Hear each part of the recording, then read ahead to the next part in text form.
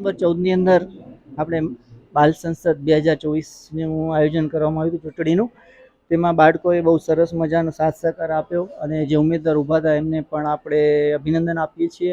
હવે પછી ખબર પડશે કે કોણ ચૂંટાય છે, તો આ જે આપણે બાળકોને પૂછીએ કે આ પ્રવૃત્તિ કેવી લાગી. ચાલો, કેમ છો બાળકો?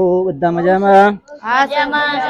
અચ્છા, આજે આપણી જે બાલ સંસદની જે પ્રવૃત્તિ છે ઇલેક્ટ્રિક મશીનથી કરી, એ તમને કેવી લાગી? એના વિશે તમે શું કહેવા માંગો છો? તમે ઉમેદવાર હતા, તમે એજન્ટ બન્યા હતા, તમે પ્રિસાઇડિંગનું સરસ મજાનું કામ કર્યું, તો ચાલો તમે તમારા અનુભવો થોડાક જણાવશો.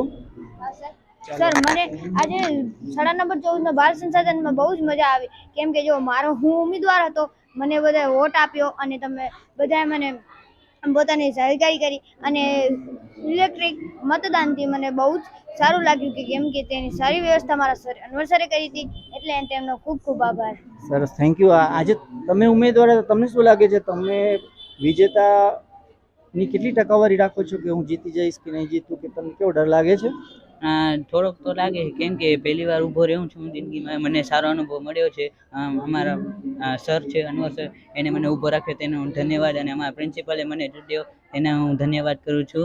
અને મને આ ઇલેક્ટ્રિક મશીનથી જે ચૂંટણી કરી છે, તો તેનામાં મને સારી પ્રવૃત્તિ લાગી. અને ભવિષ્યમાં મોટા થઈને અમે આવી ચૂંટણી કરશું, મતલબ અમે વોટ દેવા જશું, મત દેવા જશું, તો પછી અમને વાંધો નહીં આવે. કેટલા વર્ષે મતદાનનો અધિકાર હોય છે આપણને, કોઈ કહેશો?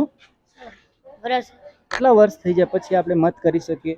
18 વર્ષ થઈ જાય ને પછી આપણે વોટિંગ આપણે 18 વર્ષ પછી આપણે એના માટે આપણે કયો કાર્ડ મળે? ચૂંટણી કાર્ડ મળે. ઠીક છે, તમે પ્રિસાઇડિંગ ઓફિસર હતા, તમારો અનુભવ કેવો રહ્યો? સર મજા આવી. મજા આવી. તમે એજન્ટ બન્યા હતા, તો એજન્ટ તરીકે તમને કેવું લાગ્યું? ખૂબ સરસ લાગ્યું અમને. તો આ રીતની પ્રવૃત્તિઓ આપણે સામાજિક વિજ્ઞાનમાં અને બીજા વિષયમાં પણ કરતા હોઈએ છીએ. તમારું આ છેલ્લું વર્ષ છે, તો આ શાળામાં તમે અગર ઉમેદવારમાંથી કોઈ પણ ઉમેદવાર ચૂંટાવશો, તો તમે શાળા માટે કઈ કઈ પ્રવૃત્તિઓ, સારી પ્રવૃત્તિઓ કરશો, એ તમારા ઇન્ટરવ્યુમાં તમે બધે કહ્યું જ છે. પરંતુ અગર ચૂંટાઈ જાવ તો તમારે વાદો પૂરો કરવાનો છે. તમારો અનુભવ કેવો રહ્યો ભાઈ? ખૂબ સરસ સર. અચ્છા, એમાં કઈ તકલીફ પડી? હા સર. અચ્છા, તમે પ્રચાર કેવો કર્યો હતો? સર મસ્ત પ્રચાર કર્યો. બધી ક્લાસમાં અમે પ્રચાર કરવા ગયા. સર ઘણા લોકોએ અમને સવારે દીધો કે હા અમે તમને વોટ દેશું. તમે કોઈને ધાક ધમકી તો નથી કરી ને? ના સર. ભાઈ રિશ્વત કોઈ પૈસા એવું અચ્છા દબાવ્યા એવું તો નતું છે ને કોઈ? તો ભલે. તો સરસ મજાની પ્રવૃત્તિ તમે કરી, એમાં સાથ સહકાર આપ્યો. બીજી વાર પણ આવડી સારી પ્રવૃત્તિ આપણે શાળામાં કરતા રહીશું. ત્યાં સુધી બધાને તમારો અભિનંદન. આવજો. આપણે હવે બીજી સામે તમે જોઈ રહ્યા